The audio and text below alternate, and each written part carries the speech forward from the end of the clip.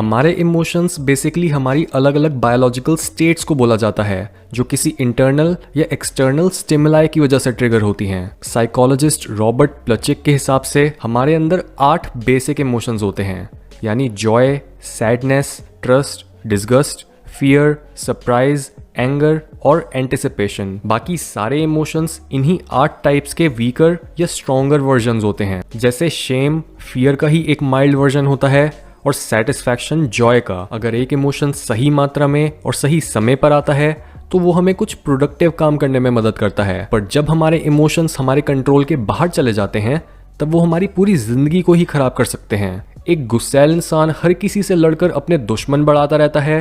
एक डरपोक इंसान कभी भी अपने डरों को फेस ना करने की वजह से हमेशा कमजोर ही रहता है और एक दुखी इंसान अपने आप को ही नुकसान पहुंचाने लग जाता है। दूसरी तरफ अगर आप इन्हीं सेम इमोशंस को चैनलाइज करना सीख जाओ तो आप अपने गुस्से को अपनी मेंटल और फिजिकल स्ट्रेंथ बढ़ाने के लिए इस्तेमाल कर सकते हो और अपने दुख को इस्तेमाल कर सकते हो रियलिटी की एक डीप अंडरस्टैंडिंग हासिल करने के लिए। इसका मतलब अगर आप अपने इमोशंस के मास्टर नहीं हो तो आप उसके स्लेव यानी नौकर हो, और आप अपने इमोशंस को सिर्फ तभी मास्टर कर पाओगे जब आप उन्हें फोर्सफुली अपने अंदर से हटाने के बजाय उन्हें अपनी कॉन्शियस अटेंशन दोगे। मूवी एक्टर जोनाथन मार्टिनसन का बोलना है कि इमोशंस पानी की लहरों की तरह होते हैं। हम उन्हें अपनी तरफ आने से रोक नहीं सकते, लेकिन हम ये चूज कर सकते हैं कि हमें कौन सी लहर पर सर्फ करना है। न्यूरोसाइंस बताती है कि हमारे इमोशंस दिमाग के कई अलग हिस्सों से कंट्रोल होते हैं, जिसके कलेक्शन को बोलते हैं लिम्बिक सिस्टम। ये एक ऐसा सिस्टम होता है जो अनकॉन्शियसली यानी हमारे दिमाग के सोचने वाले हिस्से की मदद के बिना काम करता है, और हम ये जानते हैं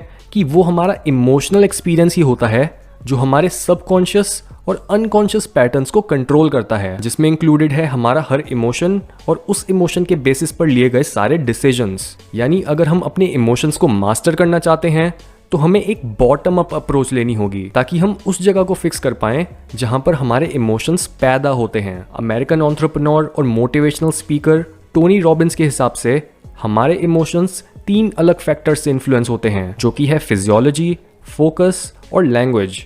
और इन फैक्टर्स पर काम करने के लिए हमें अपने आप से 3 क्वेश्चंस पूछने होंगे। क्वेश्चन नंबर 1, आप अपनी बॉडी के साथ क्या कर रहे हो? क्योंकि आज के समय पर ज्यादातर हेल्थ प्रॉब्लम्स साइकोसोमैटिक होती हैं, यानी या तो अपने आप को मेंटली स्ट्रेन करने की वजह से आपकी बॉडी में बीमारियां पैदा होना शुरू हो जाती हैं, और फिर अगर आपकी बॉडी में कुछ प्रॉब्लम आ जाती है या फिर आप अपनी बॉडी की केयर नहीं करते हो तो उसका इफेक्ट आपको अपनी थिंकिंग और अपने इमोशंस पर भी देखने को मिलेगा। जैसे अगर आप अपना पोस्चर ठीक रखते हो और झुककर चलने के बजाय सीधे खड़े होकर चलते हो, कुछ खाते समय भी अपनी बैक को स्ट्रेट रखते हो, या सांस लेते टाइम अपनी ब्रेथ को अपने पेट तक पहुंचने देते हो, तो बस अकेला इतना करने से ही आप सडनली बेटर फील करने लगते हो, क्योंकि आप अपनी बॉडी के थ्रू अपनी बायोकेमिस्ट्री को चेंज कर पाते हो, जिससे आप अपना कॉन्फिडेंस, इमोशनल स्टेबिलिटी और अलर्टनेस बढ़ा पाते हो। जबकि जब आप कभी एक्सरसाइज नहीं करते हो, झुककर चलते हो, अपने हाइजीन का ख्याल नहीं रखते हो, तब ये सारी चीजें आपको मेंटली अफेक्ट करने लग जाती हैं। ये याद रखो कि हर इमोशन को पहले आपकी बॉडी प्रोसेस करती है